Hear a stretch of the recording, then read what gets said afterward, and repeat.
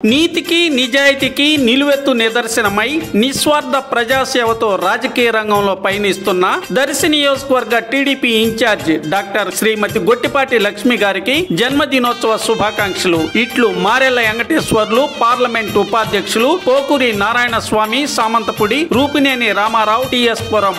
మంచికి మానవత్వానికి మారుపేరుగా ప్రజలచే కీర్తించబడుతున్న మహానాయకురాలు దర్శి నియోజకవర్గ TDP in charge doctor Gottipati Lakshmi గారికి జన్మదినోత్సవ శుభాకాంక్షలు.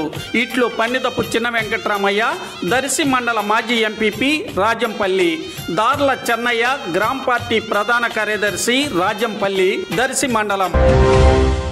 దర్శి నియోజకవర్గ TDP in charge doctor Gottipati Lakshmi పుట్టినరోజు సందర్భంగా ఈ రోజు ఆదివారం దర్శిలో డాక్టర్ గొట్టిపాటి నివాస గృహం వద్ద జరిగిన కార్యక్రమంలో ఏర్పాటు చేయబడిన కేక్ ను డాక్టర్ గొట్టిపాటి లక్ష్మి కట్ చేసి అందరికి స్వీట్లు పంచారు. అందరూ శుభాకాంక్షలు తెలిపారు. ఈ సందర్భంగా డాక్టర్ గొట్టిపాటి ప్రసంగించారు. కార్యక్రమంలో నాయకులు డాక్టర్ కడియాల లలిత సాగర్, మాజీ ఎమ్మెల్యే నారపశెట్టి పాపారావు, చైర్మన్ నారపశెట్టి పిచ్చయ్య తదితరులు పాల్గొన్నారు. అందరికి భోజనాలు ఏర్పాట్లు చేయడం జరిగింది.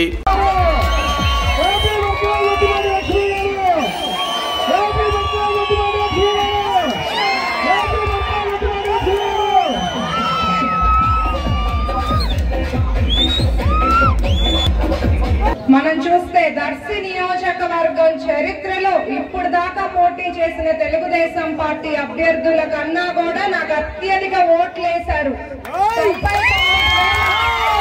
435 ఓట్లు ఇప్పటి వరకు ఎవరికి రాలేదు. ఇంత ప్రేమాభిమానం ఎందుకు చూపించారు? నన్ను మీ ఇంటి అమ్మాయిగా అనుకున్నారు. మీ అందరితో ఇవాళ నేను గడపాలి అని నిర్ణయించుకొని ఇక్కడికి రావడం జరిగింది. ఎలక్షన్ అప్పుడు ఈ విషయాలు మనం గుర్తు తెచ్చుకుంటే,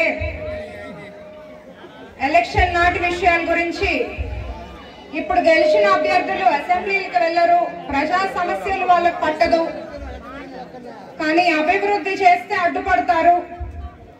ఎక్కడన్నా విభేదాలున్నా వర్గాలున్నా అక్కడికి వెళ్లి రాజకీయ చిచ్చు పెడుతుంటారు. ఇదే ధోరణిలో వాళ్ళు ముందుకెళ్తున్నారు.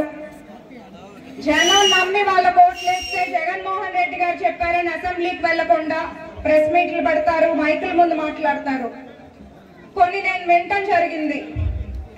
కౌంటింగ్ సందర్భంలో చాలా ఇబ్బందులు పెట్టారు మమ్మల్ని అని వాళ్ళు చెప్పడం జరుగుతుంది. కౌంటింగ్ సమయంలో కాదు ఇబ్బంది పెట్టింది, నేను చెప్తున్నాను. పోలింగ్ రోజున ఒక మహిళను చూడకుండా, అభ్యర్థిగా వచ్చిన క్యాండిడేట్ అని చూడకుండా, డాక్టర్ అని కూడా చూడకుండా కత్తులతో కర్రలతో దాడి చేశారు. బీసీల మీద కర్రలతో కత్తులతో వచ్చారు. అది ఇబ్బంది పెట్టడం అంటే. కానీ ఇవన్నీ చూసి కూడా ఆ రోజు నాకు బొట్లపాలెంలో బీసీలు నాకు అండగా నిలబడ్డారు, నేను వాళ్ళకు అండగా నిలబడ్డాను. అప్పుడు నేను మొండిగా నిర్ణయం తీసుకున్నాను. మొండిగా నేను రాజకీయాల్లో ముందుకు వెళ్తాను, ప్రజల మద్దతుతో వెళ్తాను. అందరికీ అడిగిన వారందరికీ వాళ్ళకి ఏ ఇబ్బంది ఉన్నా పనిచేసి పెడతాను.